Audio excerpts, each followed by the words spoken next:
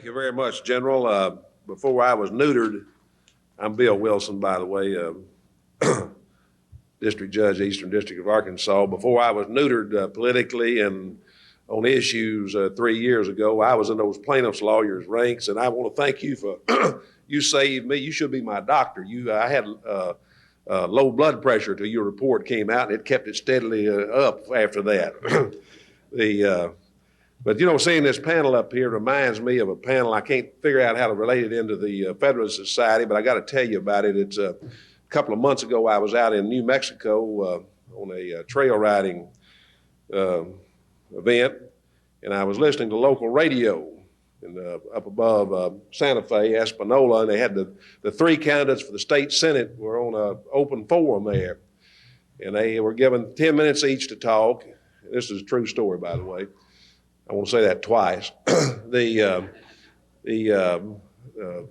man by the name of Phil Grieco, drew the third one. He's the only one's name I remember, but the moderator said, it was a local county political rally, said, well, I'm going to give you 10 minutes each, and I want each of you to speak on the spotted owl and our environment and logging and the lumber industry and that sort of thing. And so the first candidate got up and he spent his full 10 minutes. He said, well, we got to preserve our environment. We got to preserve the flora and the fauna, but at the same time, we've got to have industry. We've got to have logging. We've got to have jobs. We've got to do all that, balanced everything, and had to call him down at 10 minutes. The second candidate, female, did the same thing. Wanted to take care of the spotted owl, but at the same time have full-scale logging operations in all places and keep full employment but let everybody go out and see the nature as it is now.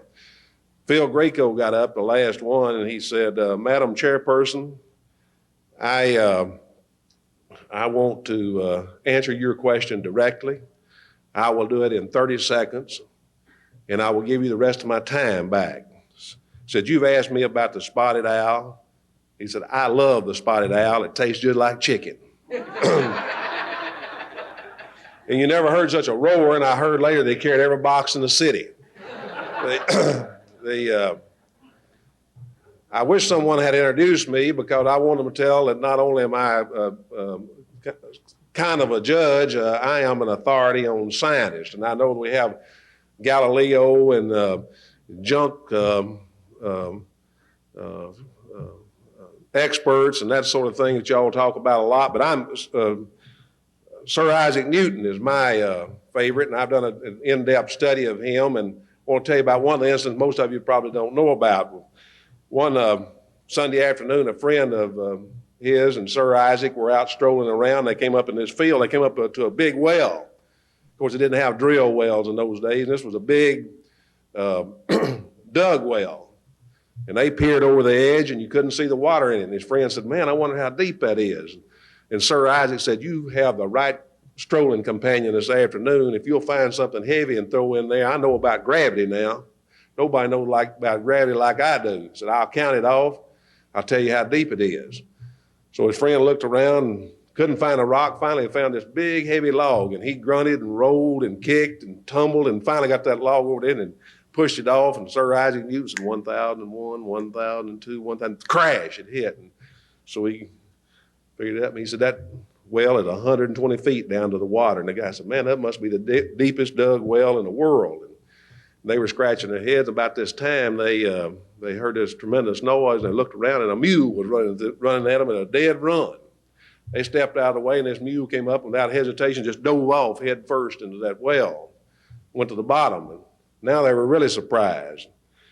And so they scratched their heads a while more, and they started to walk off, and about this time, the farmer came trotting up.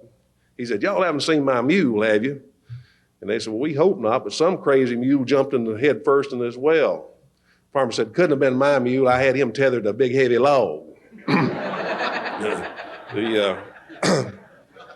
Now, you may wonder how this ties in, but I'm going to tell you. When I got out of the service in 1969, by the way, I had the Vietnam War won when I left. I know some of you may have been there a little later and something happened after I left, but I came back in 1969, and went with the firm of Wright, Lindsay, and Jennings in Little Rock, and Ed Wright at that time was president of the American Bar Association. He loved to tell a story about his son, Ed Wright Jr., Ned. When he was a little boy, they were going to have the parish priest over for lunch. And that morning before they went to Mass, Ned killed a snake out in the backyard. Mr. Wright told him before they went to Mass, he said, "Now, son, when we have the priest over today, if you mention one word during lunch about that snake, I'm going to take you in the bedroom and whip you."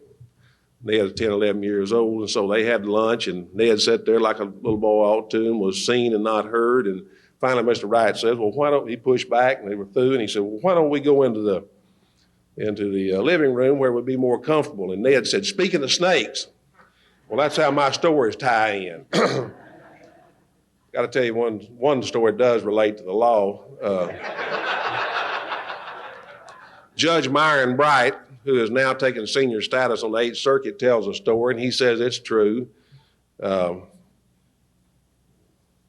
a lawyer had lost a case in the district court, and he was up arguing on appeal, and he got up and he started his argument. He said, "Now, Your Honors, this is a contract case, and a contract consists of an offer on the one hand, of an acceptance on the other hand, and at least a peppercorn of consideration." And Judge Bright interrupted him and said, "Counsel, I think you can assume we know what a contract is." He said, Your Honor, that's a mistake I made in a district court." So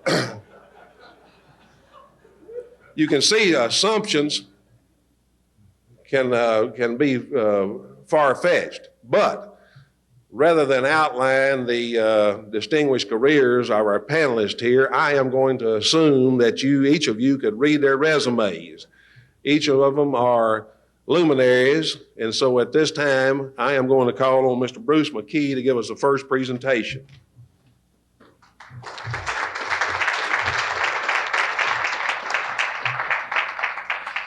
Good morning. I thank you for the invitation to be here today. I've attended and participated in several Federalist Society's programs in Alabama, and I applaud your organization's encouragement of open debates such as this. I see my role today as trying to bring to you the views of what I think is the views of the majority of the plaintiffs' bar in Alabama. As we get to a panel discussion or questions, I'll try to make it clear if I'm expressing my own personal view that I think may be different from what a majority of my fellow plaintiff lawyers in Alabama would think. There's no way I can summarize my ideas in 10 minutes, but I have prepared a 10 or 11 page handout, which is available. And for those of you that are interested and want to go back and look up some of the citations to some of the economic or judicial statistics that I'm going to mention. The messages that I bring to you today are these. Keep an open mind. Perceptions are not always reality. Consider the source of the information. A few favorite tort myths and anecdotes do not tell the true story of an entire jurisdiction. And beware of the use of statistics. If Alabama were really tort hell, then how do you explain the glowing economic statistics that are mentioned there in the first couple of pages of my handout? Businesses are in the business of making money, and businesses vote with their dollars. How do you explain the billions of dollars of annual investment in Alabama if things are as terrible as the Wall Street Journal or Forbes magazine would tell you that they are? The economic facts are the reality, and the few tort myths are the false perception. The Alabama substantive law I've outlined on pages 3 and 7 is the reality. It's very pro-defendant. Contributory negligence is still a complete defense, even in a product liability case and even in a crashworthiness case. There's no recovery for the negligent infliction of mental distress. There's no compensatory damages allowed in a wrongful death case. Tort actions not filed before death do not survive to the estate, et cetera, et cetera, et cetera. You can look at those yourselves. Our workers' compensation law provides nearly the lowest awards in the country. Attorney's fees capped at 15% are the lowest in the country. The state of Alabama and its agents and agencies still have absolute sovereign immunity. Even when municipalities or government entities are guilty of torts, there's an absolute cap of $100,000. There is no discovery statute of limitations in Alabama, unlike virtually every other state in the Union. So if a person is negligently exposed to some toxic substance, say in 1990, without his knowledge, and in 1996, the first physical symptom of that exposure arises, and all the medical scientists say it's absolutely tied in to the exposure in 1990. There's no cause of action in Alabama because that injured person's statute of limitations ran out in 1992, even though it's absolutely scientifically impossible for anyone to have known in 1992 that he was injured. The statute runs from the date of last exposure. You total up all those, the few that I mentioned and what's in my paper, and I doubt there's a jurisdiction in the country that is where the substantive law is as 19th century-ish and as pro-business and pro-defendant as the state of Alabama. Consider the source of this perception. The national publications that have called Alabama tort hell and out of control are business magazines, Wall Street Journal, Forbes. It began with an article in Forbes in February 1993. The Alabama Administrative Office of Courts called the author of that Forbes article and said, "You've mentioned a couple of purported big cases in Alabama we don't even recognize. We thought our statistics were complete and we'd like to keep them complete. Can you tell us what the source of this information is?" I said, "Sure, I'll send it to you." And the author faxed down a set of statistics and numbers and verdicts that he was working from. And that showed that what the Forbes author had received came from the public relations department of Torchmark Company, which is a big insurance company in Birmingham. So consider the source of what you're reading. It serves business interest and insurance interest, particularly in Alabama, to scare the people of Alabama into thinking that there's a lot of big verdicts that are driving away business and driving up insurance costs, and it's just not true. On page 7 of my paper, I've given you some statistics. The largest county in Alabama, population-wise, is Jefferson County, where I practice in Birmingham. It used to be known as a very pro-plaintiff jurisdiction, but it's not anymore. Defendants are winning more trials than plaintiffs are in Jefferson County. There's only a handful of lawyers in the entire state now that handle medical malpractice cases, for example, which Professor Nelson will speak to. It's virtually impossible to win a med mal case for the plaintiff in Alabama. Now, as to punitive damages, some alternative statistics I'll offer to you are on page 9 of my handout. Beware of statistics. A lot of the statistics that you hear and read from Attorney General Thornburg, for example, are the amount of punitive damages affirmed by the Alabama Supreme Court compared to the Supreme Courts of neighboring states. Well, that doesn't tell a true story. A lot of cases there go to the Court of Appeals rather than the Supreme Court as they do in Alabama, and it doesn't account for all the cases that are settled.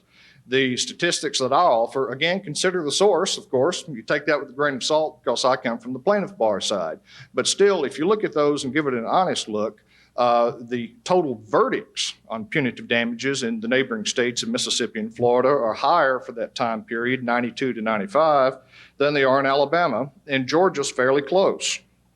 One favorite statistic that's used in Alabama in these debates is in 1994, juries in Alabama awarded $200 million in punitive damages in verdicts, trial verdicts. Well, that's true, but you got to look behind that. There was one $50 million verdict that was reduced to $2 million by the trial court and settled for $1 million, and that's against Mercury Finance for very egregious conduct. And the statistic I cite for you there said it'll cost the shareholders 1 penny per share to pay that judgment.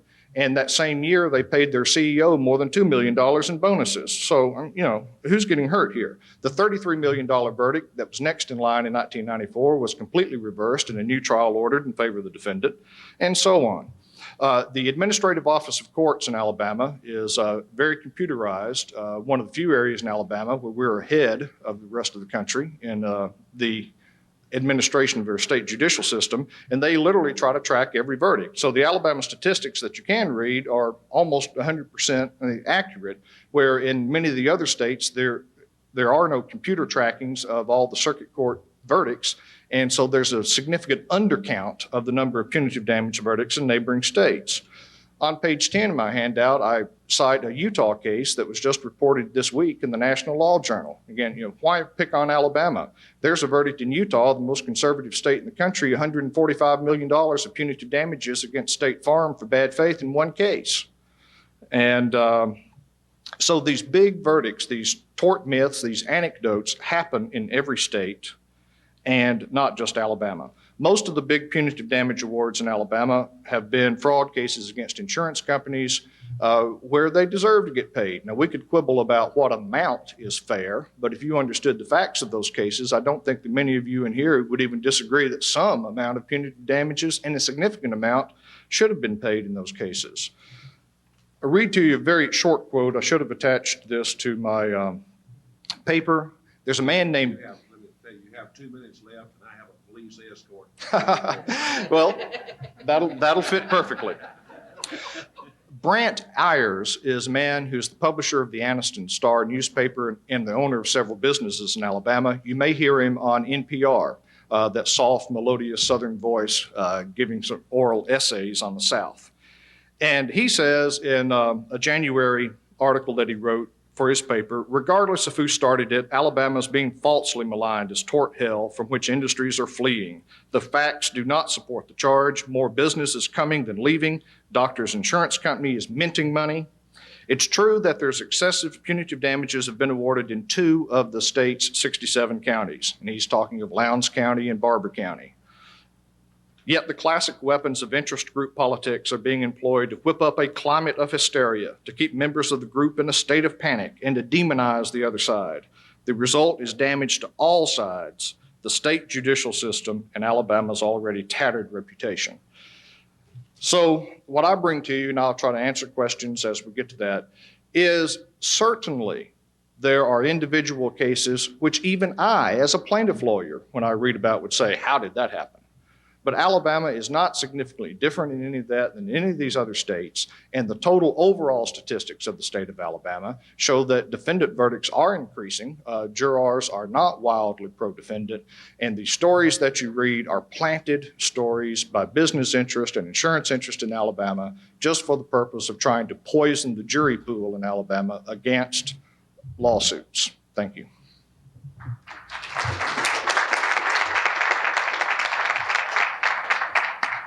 Professor Harold C., please.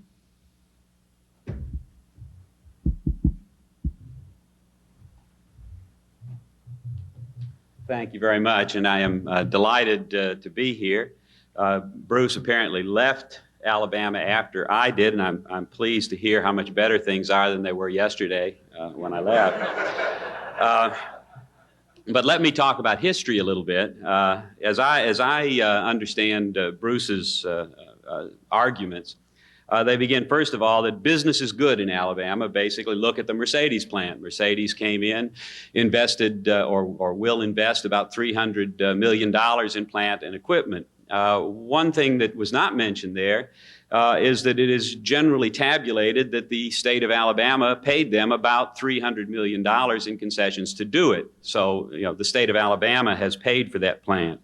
It is certainly true that some other related businesses have come in or are coming in to service that Mercedes plant. And of course, that's the reason why Alabama was willing to make that sort of investment. That and in order to hang out a sign saying that Alabama is ready for business worldwide. And it had some effect. I got some statistics on employment and on the creation of new jobs.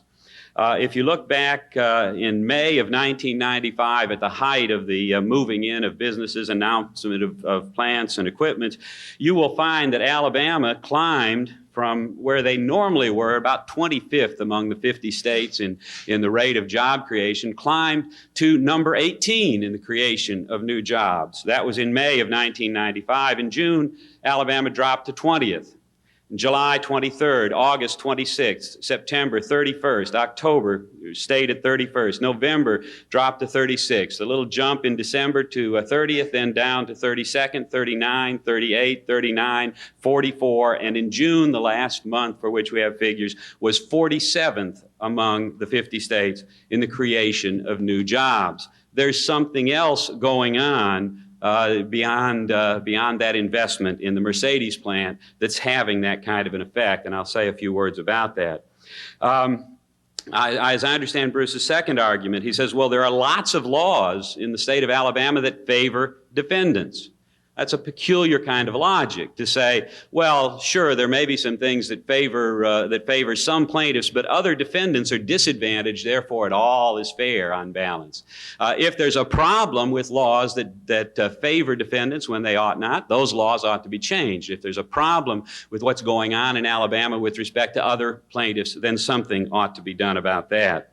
I think his third argument is statewide, there's no problem with juries. I agree with that. I'm an advocate of the jury system. I used to be a courtroom lawyer. I believe in juries. I believe in what they do. I want to remind you that judges also have a job. Judges also have a responsibility. It is their job to define that law that the juries are supposed to enforce and apply. And let me submit to you that, in fact, is the fundamental nature of the problem in Alabama. We have this argument that Alabama is just like everyone else, and there's not really a problem. I'm a little puzzled, and I guess those planted stories are pretty successful because you can go everywhere from USA Today with you want to win a big lawsuit, go to Alabama, to Forbes magazine, torture by tort. Let's see here. An editorial in the Mobile Register, it's lawyers 6, public 0 in the war on tort reform. Time magazine, where the torts blossom. Business Week, jackpots from Alabama juries. How about Forbes magazine, a simple title, Fleeing Alabama. We had the Moneyline reporter come to Birmingham, and he was asked a question about Alabama's reputation. The headline tells you the answer. Alabama's rep, not good, says analyst. Well, I can continue with those kinds of headlines and those kinds of articles. There's something going on. There's something being perceived in Alabama. I have here a chart based on those judgments affirmed by, or the affirmations of the Alabama Supreme Court. There's a change here. You know, whatever Bruce may say about the accuracy of the figure in some other terms, you know, how much actually got paid. I mean, that same information needs to be taken into account in every jurisdiction. So we're talking here, we're comparing ducks to ducks, all right? If you look at 1974 through 1978, Alabama Supreme Court affirmed $409,000 in punitive damages. 79 to 83 was over $4 million. 84 to 88, over $35 million. 89 to 93, over $90 million in punitive damage awards. With a slightly different period of time, this is 1987 through 1993, a 6-year period instead of a 5-year period. Compare Alabama, you can guess which one that is, with Tennessee, Mississippi, and Georgia, with the punitive damage awards affirmed by their appellate courts.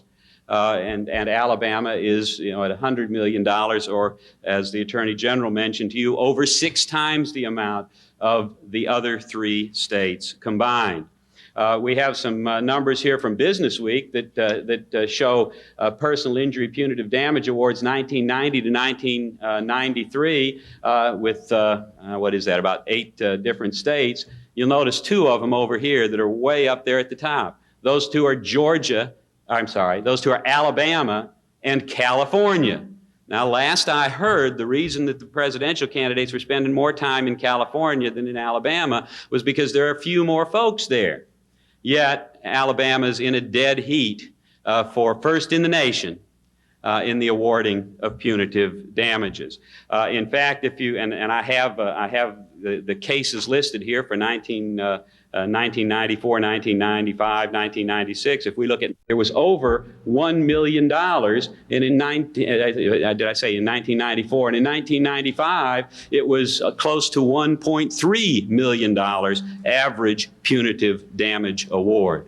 There's something going on, and it has a real effect. It has a real effect on people. Here's an invitation somebody sent me. I say invitation, it's sort of a disinvitation. With much dismay, we announced that after 16 years of fun, food, and fellowship, the annual men's Christmas party will not be held in 1995. Unavoidable financial risk, both to you and to us, from potentially large punitive court awards is an unmanageable threat we cannot ignore. We hope hope you understand. Please join us, and so on and so forth. They canceled their party because they're concerned about what's going on. A fellow named Lewis Fuller runs a medical supply business in Gadsden, Alabama. He used to, and I say used to, supply those monitors for sudden infant death syndrome. When a child's heart, when a child stops breathing, the alarm goes off, the parents rush in and revive the child. He no longer sells those. He also used to convert vans. Now, there are some people who are paraplegic who have the upper body strength. They can take their wheelchair to the car, they can lift themselves into the seat, fold the wheelchair up, put it behind the seat, and they can get 2 minutes. Okay. Oh boy. They can they can get around. There are other people who don't have that upper body strength, and so he would convert vans so the winch would lift them up and put them in the van. He no longer does either one of those, and he says it's for the same reason. He says, imagine what would happen if that cable broke. There are people who do not have jobs because of the situation we have in Alabama. There are people who cannot get products that are useful products because of the situation we have in Alabama. And I told you, and I guess I'll have to do this in the question and answer period, the fundamental problem here, it's not a problem of juries, it's a problem of the interpretation of the law. Bruce is right when he says the law in Alabama is fine. The problem is the interpretation. We had a recent case. A Bic lighter warns you on the outside, keep out of reach of children and keep away from children. Yet our Supreme Court says, oh no, that may justify, such a warning may be inadequate and may justify punitive damages because it failed to warn about the attractiveness of lighters to children. It failed to warn that small children could operate lighters, and it failed to warn the serious danger that fire can be to children. So failing to put that notice on may result in punitive damages. That's the nature of the problem. Thank you.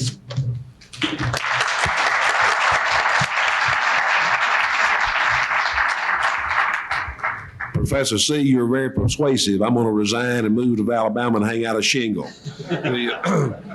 We'll now hear from Professor Jack Nelson.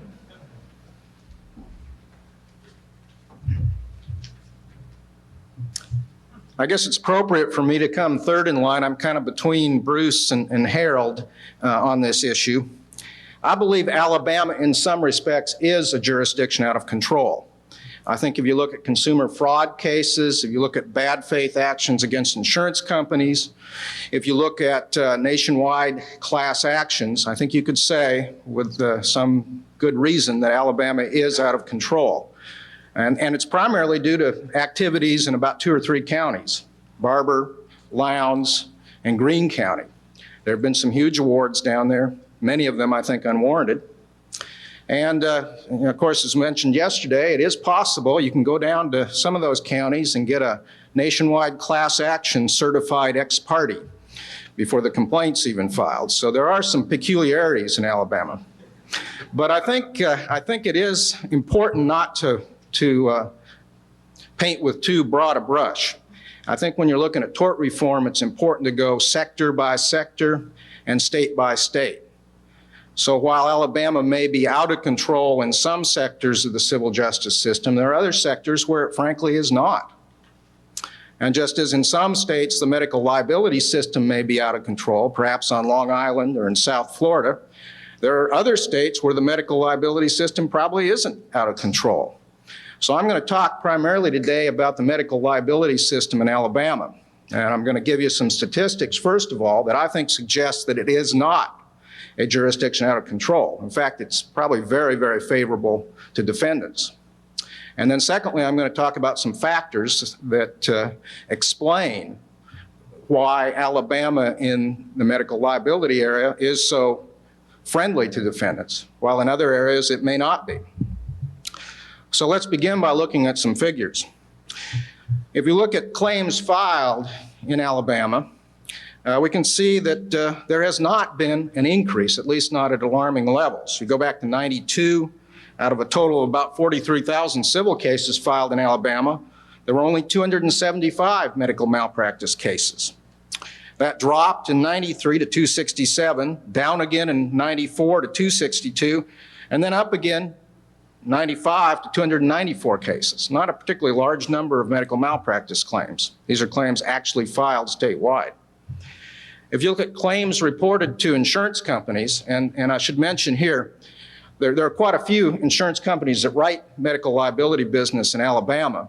But the largest chunk of business is held by Mutual Assurance, which used to be the captive. It was a mutual company owned by the physicians. Now it's a stock company. Coastal Insurance is another, has a pretty good share of the market, and St. Paul, which is the largest nationally, has some share of the Alabama market, and there's a few other small ones. But if we look at claims reported to Mutual Assurance, it's been very stable. If you go back to 91, there were 645 claims. 92, 609, dropped to 549 in 93, up a little bit to 575 in 94, and down again in 95, down to 505. So actually been a decline in claim frequency. I got some data from Coastal Insurance, and they also run the Alabama Hospital Trust, and their figures are about the same. In fact, claim frequency has actually dropped in recent years, although claim severity has increased somewhat, not alarmingly at this point. What about premium levels? Well, premium levels do not seem to be particularly high in Alabama. According to data from St. Paul Fire and Marine, again, the largest nationwide medical liability insurance company, the average annual rates for malpractice coverage, and this is 1 million, 3 million, claims made coverage, mature claims made coverage, and this is basically for a class 3 doctor, which would be a family practitioner with OB. The range nationally is from 5,388 in Arkansas, Judge, that's the lowest. And the highest is in Detroit, Michigan, about $49,000 annually. Alabama's 12,860, not on the high side. It's less than Mississippi, less than Georgia, and substantially less than Florida. Florida's over $20,000 a year. So nothing too alarming there. In fact, oddly enough, since 1991, the cap was declared unconstitutional. They had a $400,000 cap on non-economic compensatory damages in Alabama. It was declared unconstitutional in 1991. Since that time, premiums have actually dropped about $1,200. So the premium rates have actually gone down the last few years. What about the number of plaintiffs' verdicts? Now, these statistics are really kind of shocking almost. It's been very low. In 1991, there were only 2 plaintiffs' verdicts statewide as compared to 103 defense verdicts in malpractice cases. In 1990, 5 plaintiffs' verdicts as compared to 121 defense verdicts. It's very tough to win a plaintiff's malpractice action in Alabama.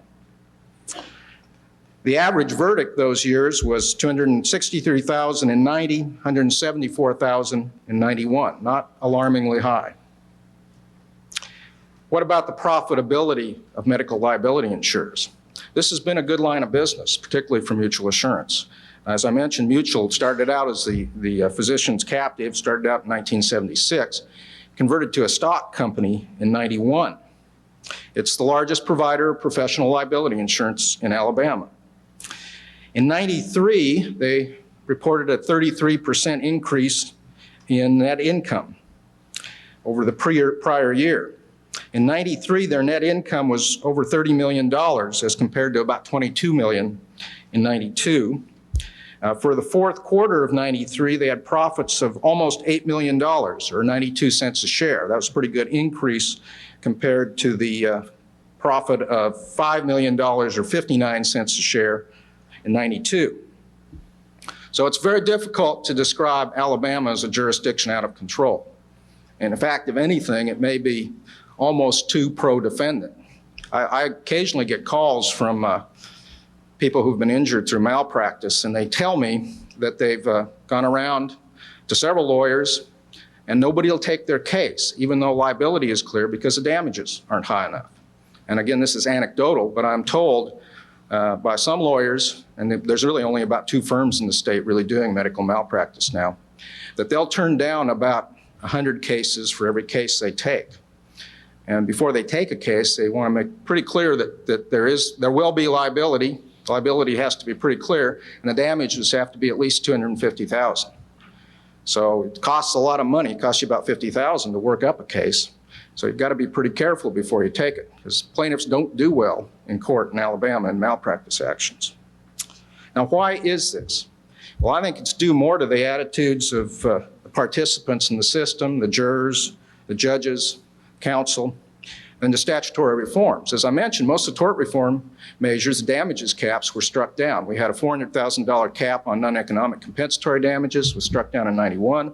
There was a $1 million cap in wrongful death actions. Alabama is a very peculiar jurisdiction. The only thing you can recover in a wrongful death action is punitive damages. In fact, if you look at the cases, those punitive damages are proportionate to compensatory damages, but they're characterized as punitive damages. What are the major factors? You have 2 more minutes. Okay. Physicians and hospitals still command substantial respect in Alabama, especially in rural areas. Jurors, for the most part, are reluctant to fine for plaintiffs. There's still close relationships between the plaintiffs and their providers. The managed care market is not mature in Alabama. It's basically fee-for-service medicine. People have long-standing personal relationships with their doctors. In many rural counties, there's only one hospital. They like their hospital. They don't want to sue it. And jurors are reluctant to return awards. Healthcare sector is the largest sector of the economy in Birmingham. Has the largest number of employees. Basically, it's taken the place of the steel industry. When it downsized, the healthcare sector kind of took up the slack. We've made a big investment in medical care in Alabama. We have 2 state medical schools, pretty unusual for a state the size of Alabama. And medical care is very important. Medical Association of the state of Alabama, Mutual Assurance, the Alabama Hospital Association are very potent political forces in Alabama. They have a lot of influence in the state legislature, and I think they have some influence on judges too. And quite frankly, I think judges are somewhat deferential to the Medical Association. There's a real concern that if malpractice did get out of control, it could limit access in rural counties. And so I think there's a real concern for the medical profession. Mutual Assurance is a very tough opponent. They do not settle cases. That's their announced policy. They will pour all sorts of resources into defending cases that frankly should not ever go to trial. Now, occasionally that results in a big verdict. But if you look at those cases, the facts are usually egregious. And they should have been settled. And typically, they had an opportunity to settle them for a lot less before they went to trial. But basically, they do not settle cases. They're really tough. And that requires plaintiffs' attorneys to very carefully evaluate cases before they take them. Okay, what about substantive law? Well, to conclude, as Bruce indicated, substantive law is pretty favorable to defendants in Alabama. We haven't done anything weird in medical malpractice. The standards of proof have been maintained. They rejected the loss of chance doctrine. Res ipsa loquitur is not available in medical malpractice cases. So the substantive law is very traditional in Alabama. No 15 peculiar seconds innovations. Okay, good. Professor Nell.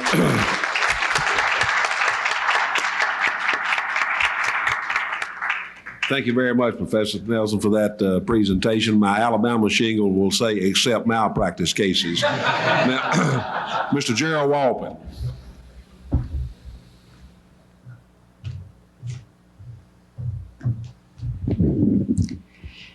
Good morning. You may think after I get started that I got lost and got on the wrong panel. I am not going to, as a Northerner, the sole Northerner in this panel, I'm not going to enter into the Civil War going on in Alabama. Instead, I'm going to bring us back, as I was asked to the general civil justice system problems in the United States by comparing us to some of the foreign countries and what they do. Because Alabama, without again getting into it, is merely a microcosm of the problems of our civil justice system in the entire country.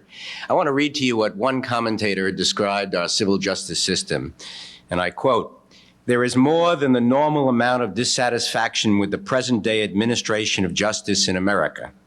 Uncertainty, delay, and expense, direct results of our courts and their procedure, have created a deep-seated desire to keep out of court, right or wrong, on the part of every sensible businessman in the community," unquote. Sounds like an apt, partial description of the problems today, yet these words were actually spoken 90 years ago by Roscoe Pound. There have been some changes in the civil justice system since then, most, I suggest, for the worse.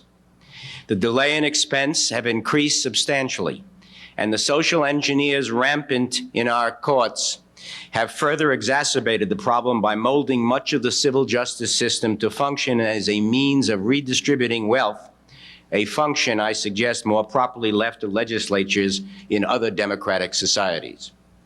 The consensus among domestic and international observers alike remains that the American civil justice system is expensive, unpredictable, easily bogged down, and not productive for the society as a whole. For example, last year saw a 17% rise in the national median for jury awards, including a 40% rise in the median malpractice award from $356,000 to $500,000 in 1995. In 1992, there were 20 million lawsuits filed in state and federal courts, one for each 12.5 persons in this country. In 1 year, 1985, analyzed by one commentator, tort litigation generated approximately $30 billion in costs. The American Tort Reform Association estimates that the current cost of the American civil justice system is now up to $200 billion a year. Whatever may be the exact amount, and that can be debatable, in the end, that amount is passed on to the American consumer to pay in higher prices. Interestingly, tort victims recover only about half of that cost. Most of the rest went to lawyers. And while I confess that as part of the legal profession, I did not mind the population's apparent interest in putting wealth into lawyers' pockets. I must, wearing my John Q. citizen hat, ask whether enrichment of lawyers is in the best interests of our country. An examination of civil justice systems in other nations yields two insights. First, that civil practice abroad, even in countries which share our common law tradition, differs from American civil practice in a number of ways. Second, that those differences act as checks on both litigation and costs, such that these countries have not experienced the effects of the ongoing litigation explosion which plagues the American system. These differences in procedure exist at every phase of a civil suit, suggesting numerous opportunities for reforming civil practice in the United States. And I might suggest that in considering all of these, the question of whether a Band-Aid change in our system, which some of our prior speakers have suggested, really can work, is an appropriate question to ask, or whether we need some meaningful surgery. One area in which the United States differs from other nations is in its provisions for class actions.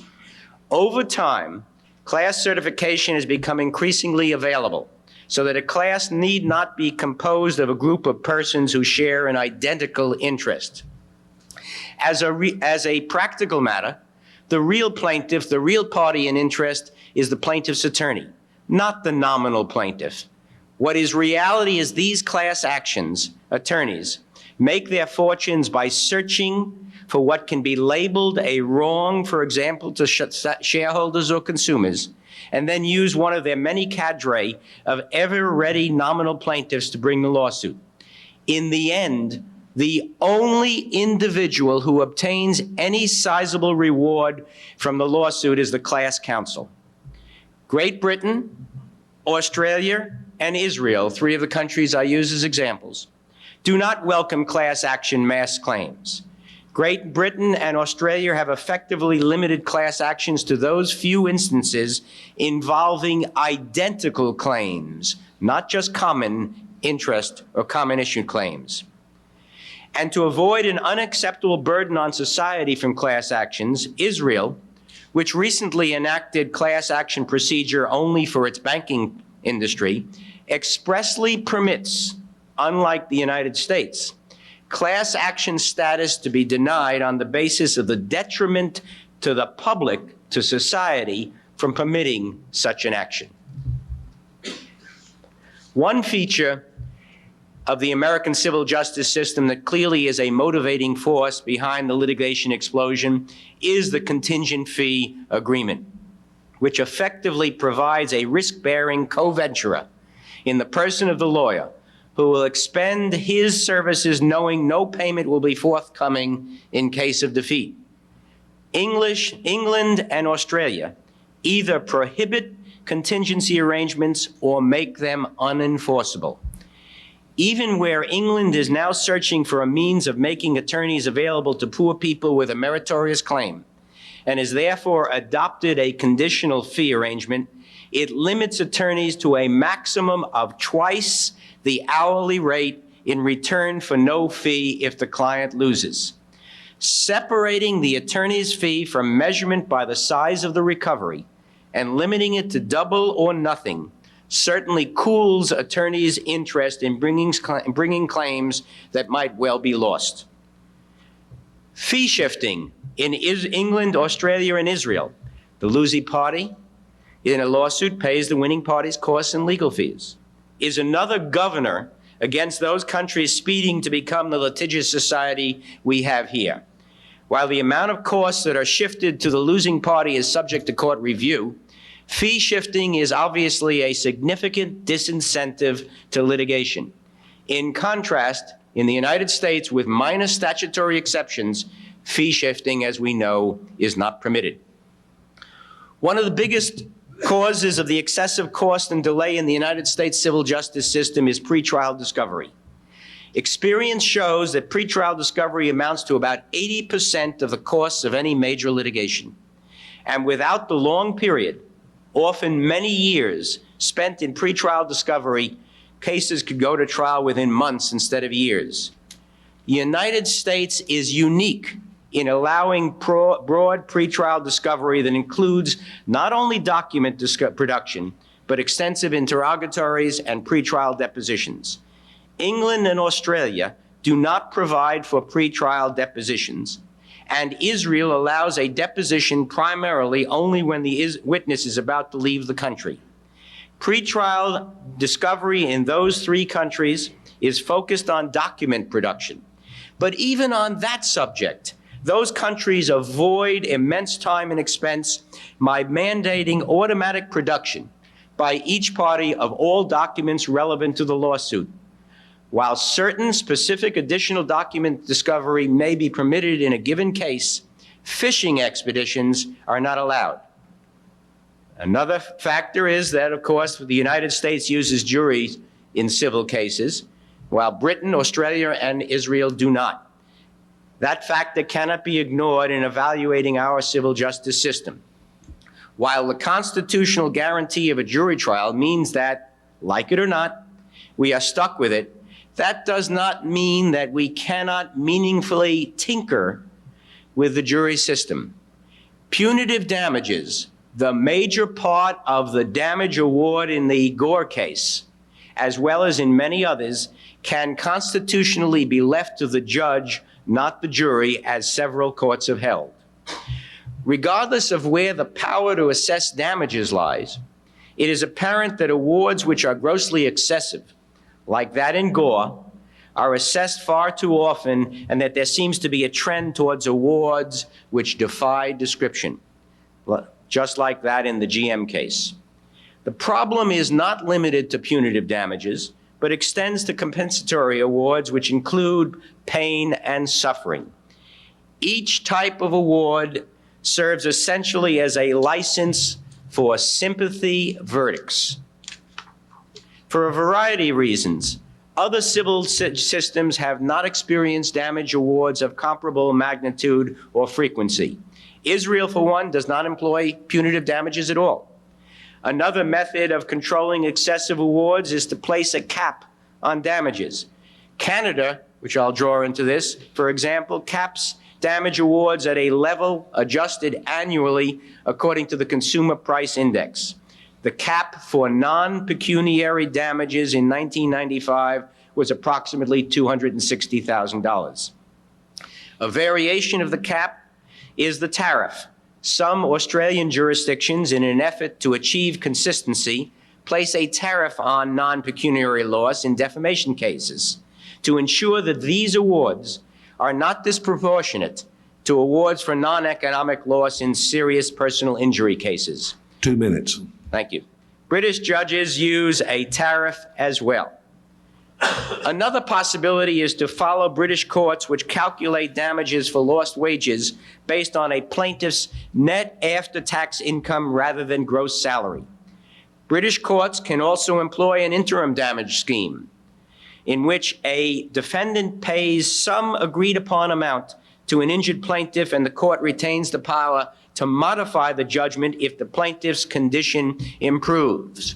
This last approach responds to the concern that a plaintiff may exaggerate or unnecessarily prolong the appearance of suffering during the trial, donning the stereotypical neck brace, only to miraculously recover and enjoy a wealthy, healthy life thereafter.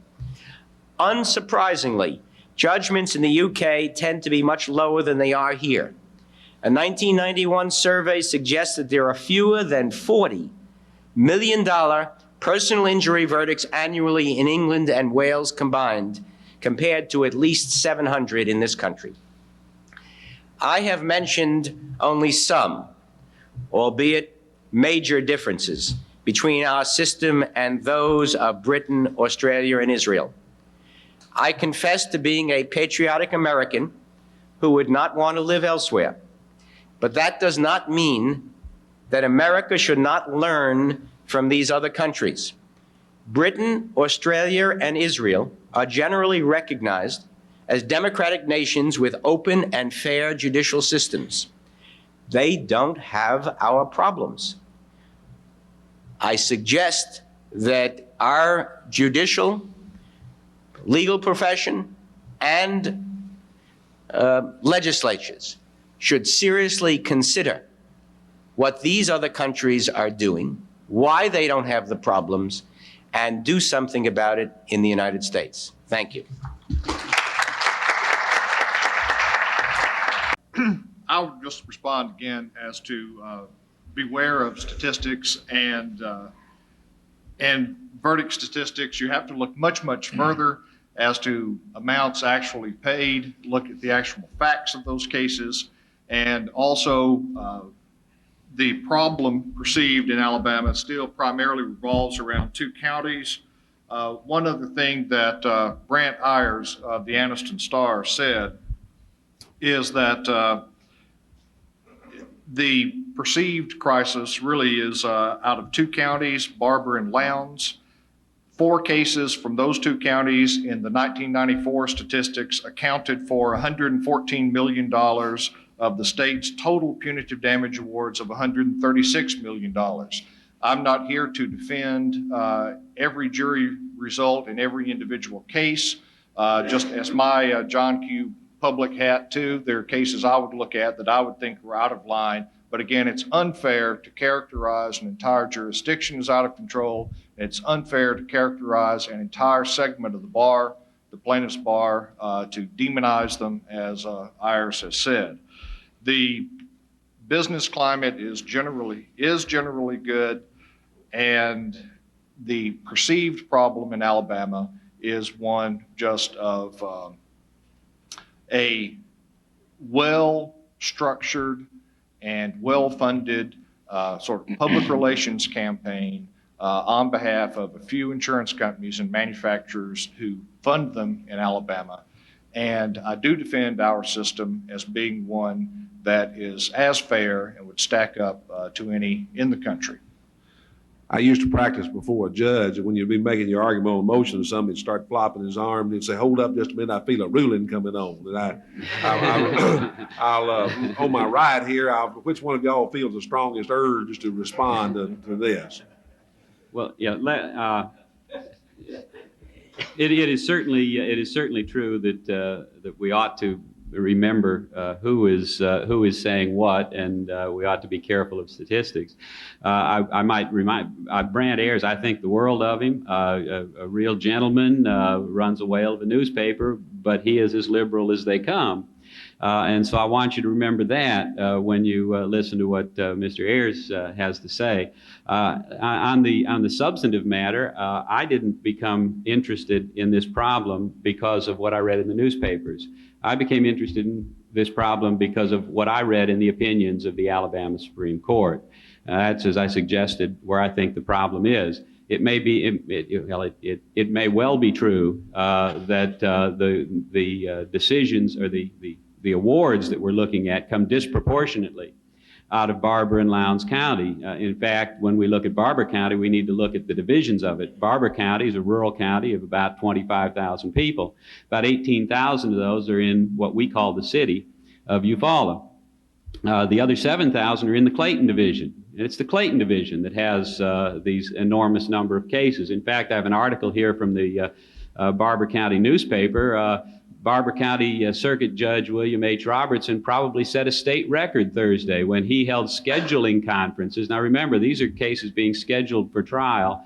It's my understanding they were being scheduled for August trial. He probably set a state record Thursday when he held scheduling conferences for 196 cases in the Clayton Division of Circuit Court. We've got 7,000 people there, and we've got 196 cases.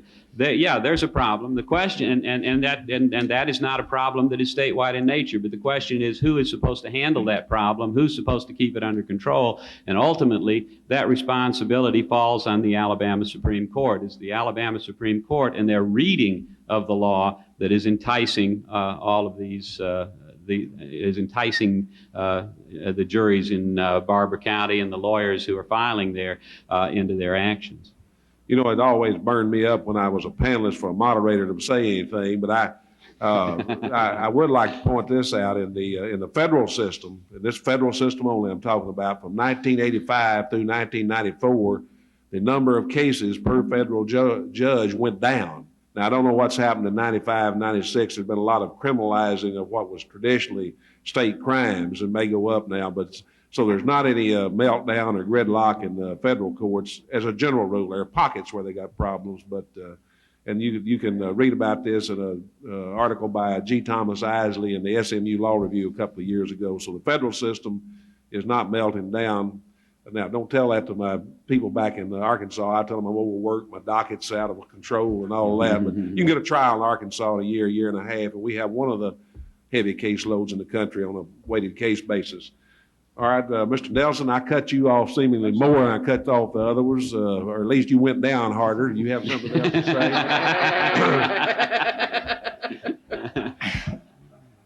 Well, on the Clayton division of Barber County, you got to realize that's the main business in that division. There isn't much else to do there, so punitive damage awards kind of keep the economy going in the Clayton division.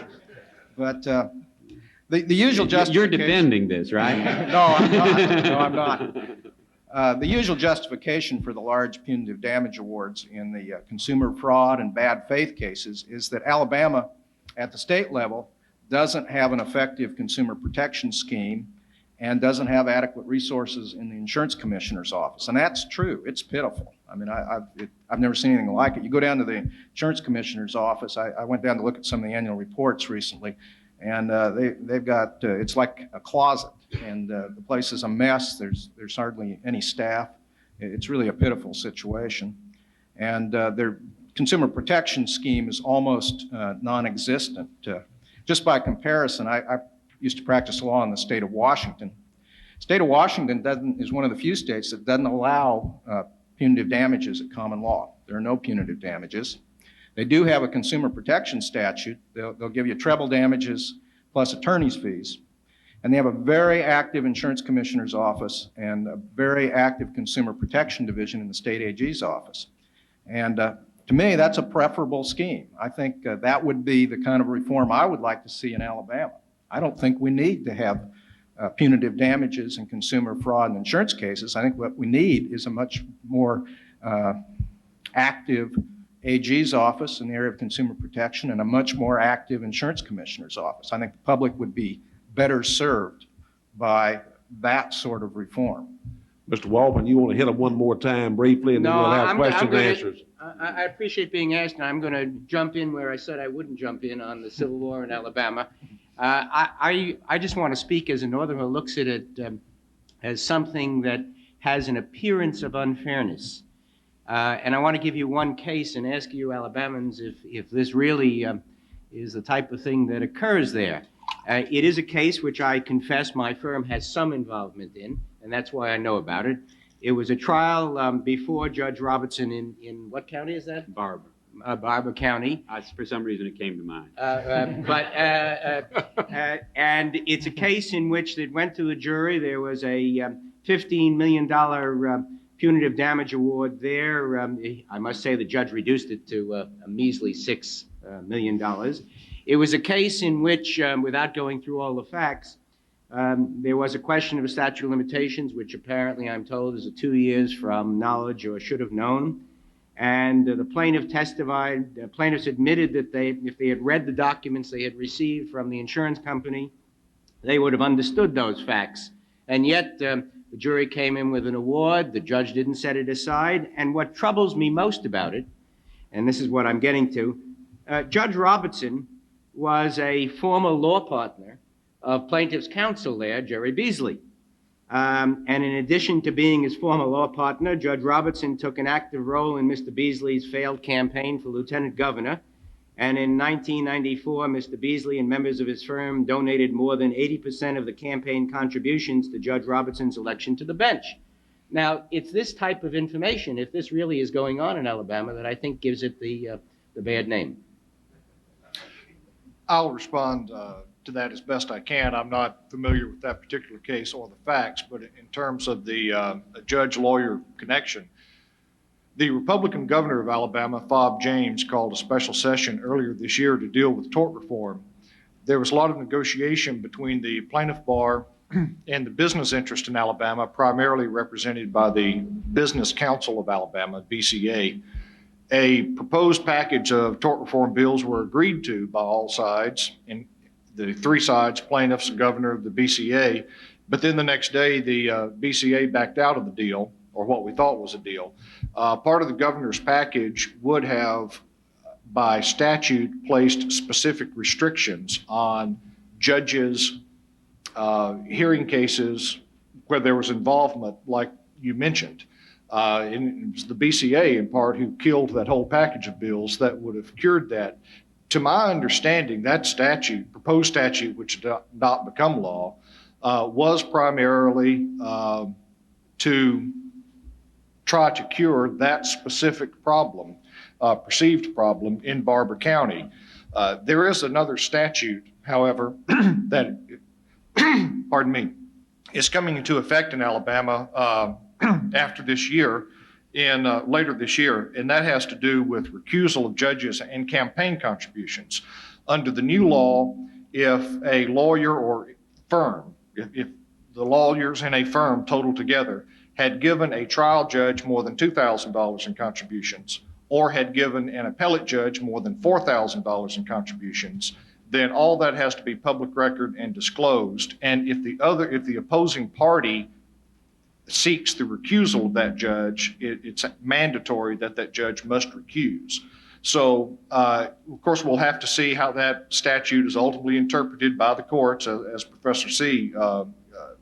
Correctly says, you also have to look at court interpretations.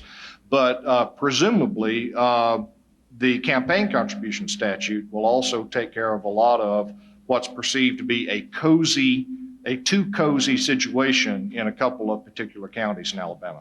You know, in Arkansas, I chaired the Merit Selection Committee of the Arkansas Bar Association for 12 years, hand running. We have the partisan election of judges at all levels in Arkansas. We studied every way of selecting judges, and after that study, I'm against all ways of selection. but the partisan election has got to be the worst way. But in any event, now it's time for questions from the audience. But I want to say this, give this one caveat. I have a cousin that serves in the Arkansas legislature, and if he has some weak points, but lack of energy is not one of them. And he introduces all kinds of bills, sometimes without reading them. So when he goes to the well of the House to explain them, and somebody asks him a question, he doesn't have any idea what's in the bill. He said, if you don't like my bill, just vote against it. Next question. So if you ask me a question, that's the way I want to handle it, but these panelists will try to answer questions. Yes, ma'am. Well, thanks. First, just a quick comment on Mr. Walpin's presentation. You're right that in Britain and France, they don't use litigation as an impulse of social redistribution. But on the other hand, they have so much redistribution going on in that society through other mechanisms. I'm not too surprised. That doesn't mean we shouldn't make the effort here to change it. But I really wanted to ask Mr. Nelson a question. I loved your presentation about the cultural forces going on in Alabama and the different strains of how, in terms of looking at the medical malpractice situation, it sounds like you have a model jurisdiction there where the defendant class, you might say, or the potential defendant class is doing everything right. And it makes me wonder if there's something, maybe we're going in this to some extent in the wrong direction in terms of change the law and bash the trial lawyers and everything else. Maybe it's the business community in Alabama that ought to be doing a little bit more in terms of trying to weave themselves into the community, play themselves up as really more of, hey, we're really important here and we're your partner, doing that in all those various ways. I'm wondering if maybe BMW had failed to do that in some way that they could have done it, or if their counsel was lousy, or if there's something that could, whether that makes any sense for Alabama and other places. Well, of course, the big problem with Alabama is if you're an out-of-state defendant, right? If you're a big corporation from out of state, the jurors down there aren't going to view you the same way as they would their family doctor. No, BMW doesn't. Mercedes is building one. So yeah, you're right. Maybe against Mercedes, when they're building those sports utility vehicles, Bubba might have a pretty good view of Mercedes after that. But the big problem is big out-of-state corporate defendants. And frankly, if you look at some of these cases, there are a lot of scams that are running. Alabama's a good state to run scams in because, as I mentioned, they don't have an active consumer protection division at the AG level. I think Bill Breyer's up here next. I think they'd like to have one, but it just has never gotten off the ground. Yeah, Yes. we would, and one of the reasons we'd like is because we get so much opposition in the legislature from the trial lawyers who don't want to change the system. But I wanted my question to be about something else, a case that both Bruce and I were on opposite sides in, involving the election of the Chief Justice of the Supreme Court of Alabama. And I'd like comments from both Harold and Bruce about that case, which involved an 11-month legal battle over who was the Chief Justice of our Supreme Court. And Harold, you had mentioned the warning label on the Bic lighter. I think maybe a nice tie-in is what is the warning label on an absentee ballot in Alabama? Yes. For those of you, if any of you are from Alabama, you are fully familiar with this case. Those of you with accents, like my colleague here, may not be aware of it. In 1994, Perry Hooper defeated the incumbent Justice, Chief Justice Sonny Hornsby, for the seat on the Alabama Supreme Court. That victory was by only, I think, about 167 votes, something in that neighborhood. There had been in that election roughly 50,000 absentee ballots cast. Apparently, Alabamians are world travelers. And so there were 50,000 absentee ballots cast. Of those, about 1,800 had not been counted. They had not been counted because the statute says, and this appears also on the ballot. So let me explain. When you vote absentee, you have a ballot that is, of course, does not identify who you are. It's a ballot essentially like any other ballot, but you stick it in an envelope, and on that envelope, it tells you what you must do. In order to vote absentee, you're required to meet certain requirements. That is, that you're out of the county on that day, that you work a shift that doesn't allow you to get to the polls, that sort of thing. And so you're required to fill in the reason that you're voting absentee to show that you're entitled to vote absentee. You're also required to have your name on it, your address, and you're required to sign that ballot.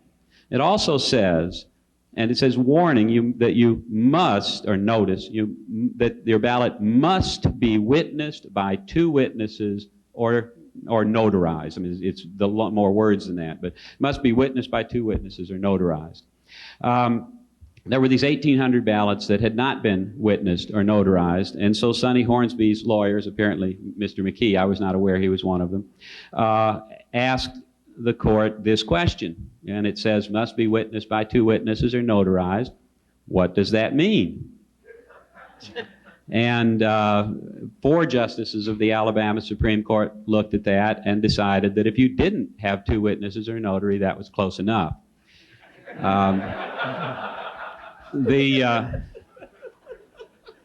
The federal judge who looked at that said that this was where am I here? This was broad gauged unfairness that amounted to ballot box stuffing. So that is, that's his appraisal of it. You know, you reformers keep on down in Alabama to get to where a dead person won't be able to vote.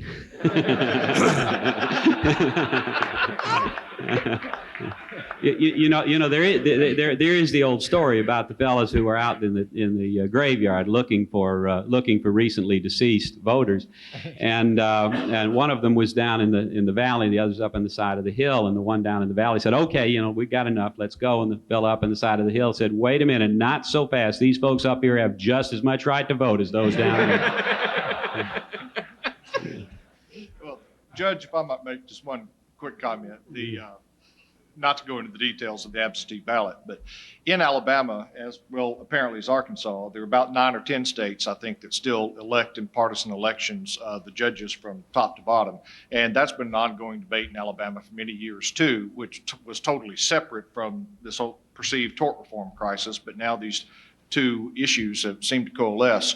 The politics in Alabama are that, of course, for years the Democrats dominated.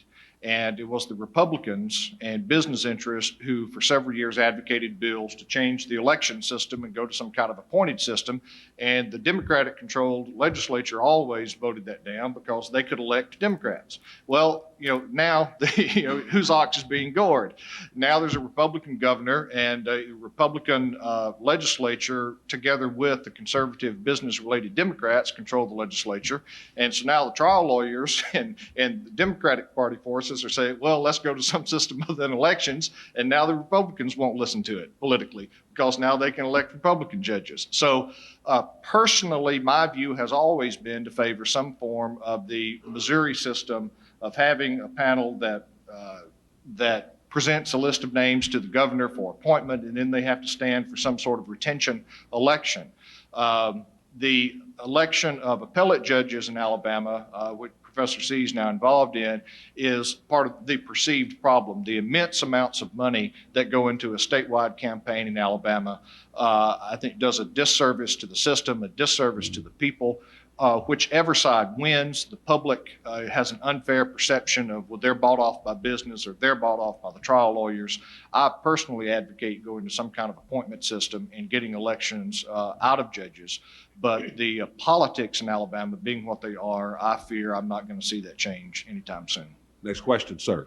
There is rather one obvious means of tort reform that I haven't heard mentioned, and I wonder what the reaction in particular of the plaintiff's bar would be to the substitution of contract law for tort law.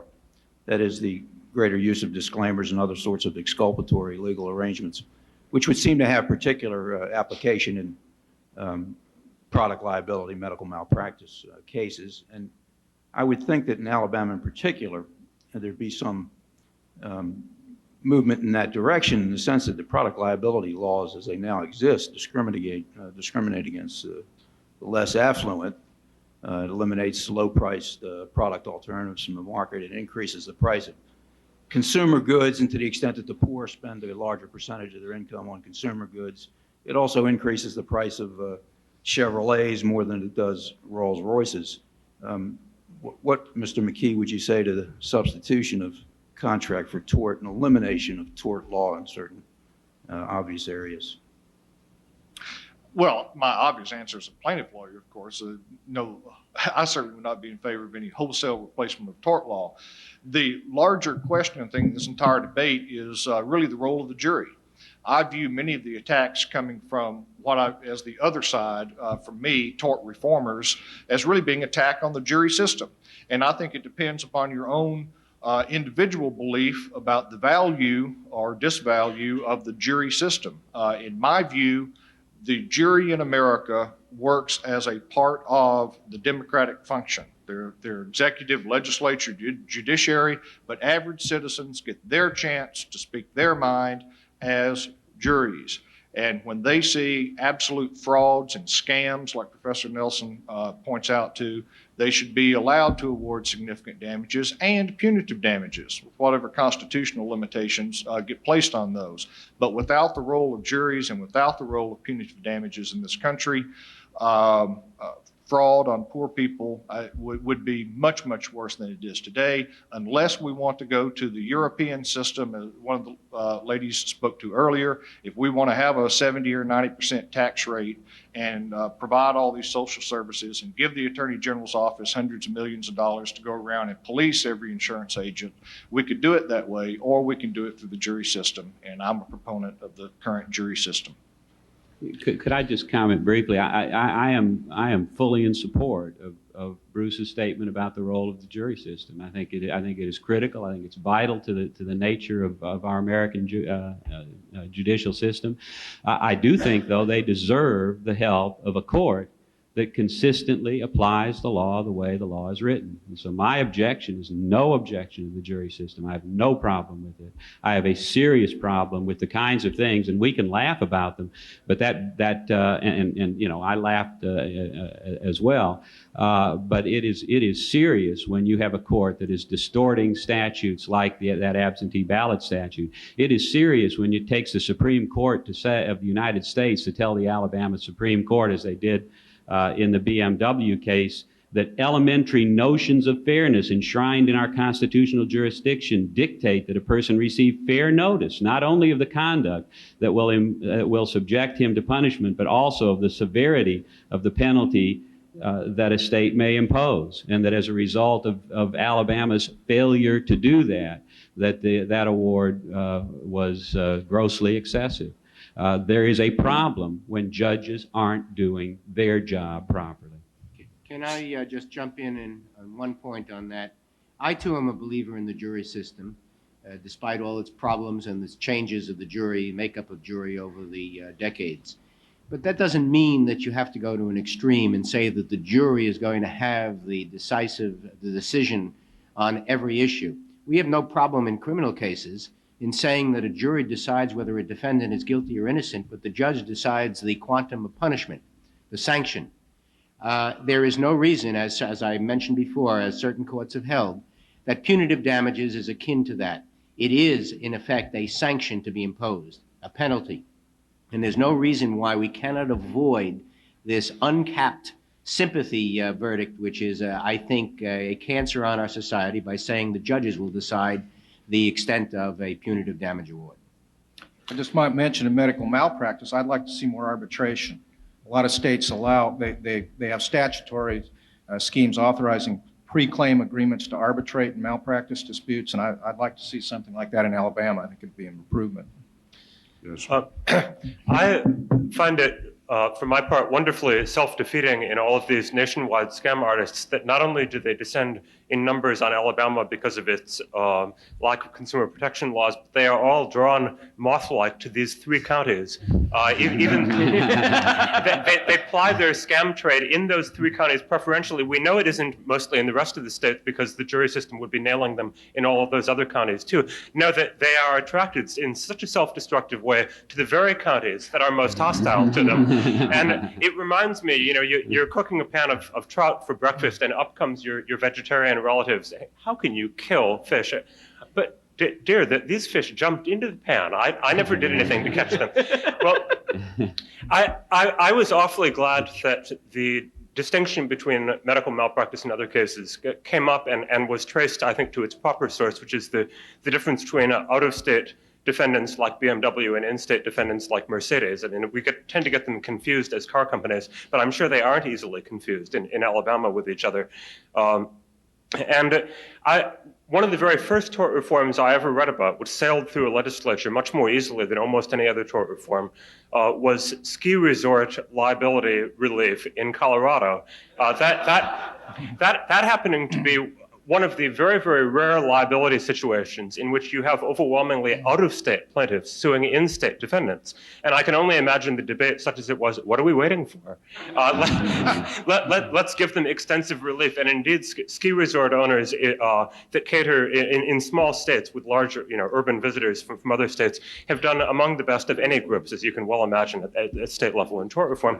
What I wanted to ask, perhaps rhetorically, is I understand perfectly well why the Alabama three-county situation can arise, and I don't particularly hold it against Alabama, because if it's cured there, I expect it to spring up somewhere else. The export of costs to shareholders in other states on behalf of the local population is what I would expect as a result of the revolution in long-arm jurisdiction, nationwide class actions, and the like. What I'd like explained to me is the behavior in states like New York and Michigan, where the brunt of the liability system falls on the local defendants, where medical malpractice law is really out of control, but there aren't so many famous verdicts against out-of-state defendants. Can you possibly explain this Yankee behavior? It makes no sense to me.